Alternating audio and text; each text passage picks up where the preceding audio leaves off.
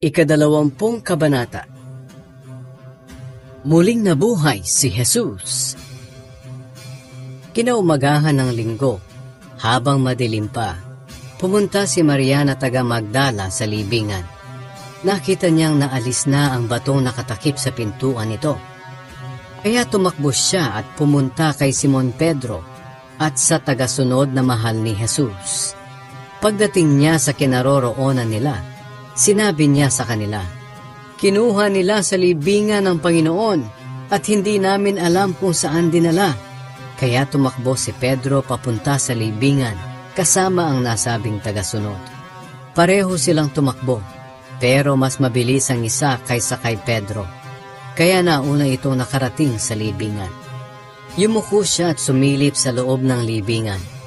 Nakita niya ang mga telang linen na ipinambalot kay Jesus, pero hindi siya pumasok. Kasunod naman niyang dumating si Simon Pedro at pumasok siya sa loob ng libingan. Nakita niya ang mga telang linen, maging ang ipinambalot sa ulo ni Jesus. Nakatiklop ito sa mismong lugar nito at nakahiwalay sa iba pang mga tela. Pumasok na rin ang tagasunod na naunang nakarating at nakita rin niya ang mga ito. Kahit na hindi pa nila nauunawaan ang tungkol sa sinasabi ng kasulatan na si Jesus ay muling mabubuhay, naniwala siya na muling nabuhay si Jesus. Pagkatapos nito, umuwi ang dalawang tagasunod. Nagpakita si Jesus kay Maria na taga Magdala. Naiwan si Maria sa labas ng libingan na umiiyak. Habang umiiyak, sumilip siya sa loob ng libingan at nakita niya ang dalawang anghel na nakaputi. Nakaupo sila sa pinaglagyan ng bangkay ni Jesus, isa sa may ulunan at isa sa may paanan. Tinanong nila si Maria, "Babae, bakit ka umiiyak?" Sumagot siya, "May kumuha sa Panginoon ko at hindi ko alam kung saan siya dinala." Pagkasabi nito'y lumingon siya at nakita si Jesus na nakatayo, pero hindi niya nakilala na si Jesus iyon. Tinanong siya ni Jesus, "Babae, bakit ka umiiyak? Sino ba ang hinahanap mo?" Sa pag-aakalang siya ang hardinero roon, sumagot si Maria, "Kung kayo po ang kumuha sa kanya, ituro niyo sa akin kung saan niyo siya dinala at kukunin ko siya." Sinabi ni Jesus sa kanya, "Maria." Humarap si Maria kay Jesus at sinabi sa wikang Hebreo, "Rabboni." Ang ibig sabihin ay, "Guro." Sinabi ni Jesus, "Huwag mo akong hawakan, dahil hindi pa ako nakakabalik sa aking ama. Pumunta ka sa mga kapatid ko at sabihing, babalik na ako sa aking ama na inyong ama, at sa aking Diyos na inyong Diyos." Kaya pinuntahan ni Maria na taga Magdala ang mga tagasunod ni Jesus at ibinalita sa kanila na nakita niya ang Panginoon. At sinabi niya sa kanila ang mga ipinapasabi ni Jesus. Nagpakita si Jesus sa mga tagasunod niya. Nang takip-silim na ng araw na iyon, nagsama-sama ang mga tagasunod ni Jesus.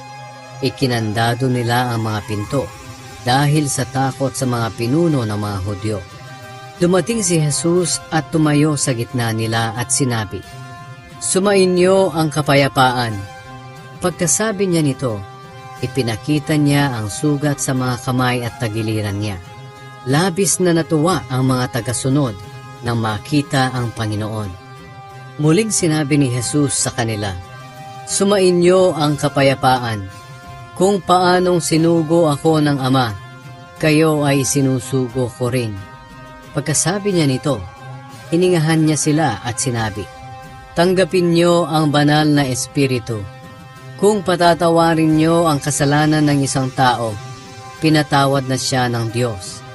At kung hindi niyo patatawarin ang kanyang kasalanan, hindi rin siya pinatawad ng Diyos."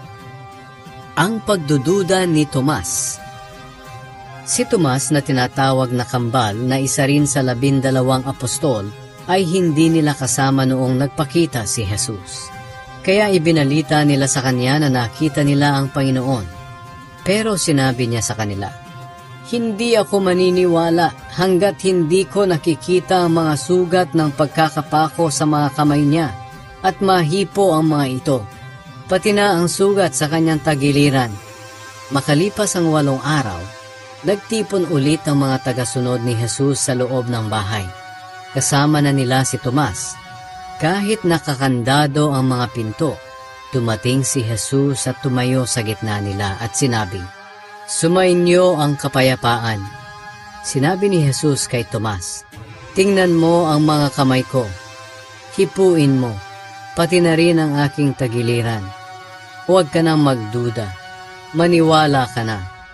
Sinabi ni Tomas sa kanya, "Panginoon ko at Diyos ko." Sinabi ni Jesus sa kanya, "Naniniwala ka na ba dahil nakita mo ako? Mapalad ang mga naniniwala kahit hindi nila ako nakita." Ang layunin ng aklat na ito. Marami pang himalang ginawa si Jesus na nasaksihan ng mga tagasunod niya ang hindi naisulat sa aklat na ito.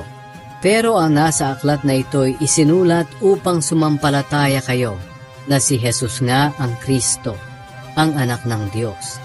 At kung sasampalataya kayo sa Kanya, magkakaroon kayo ng buhay na walang hanggan.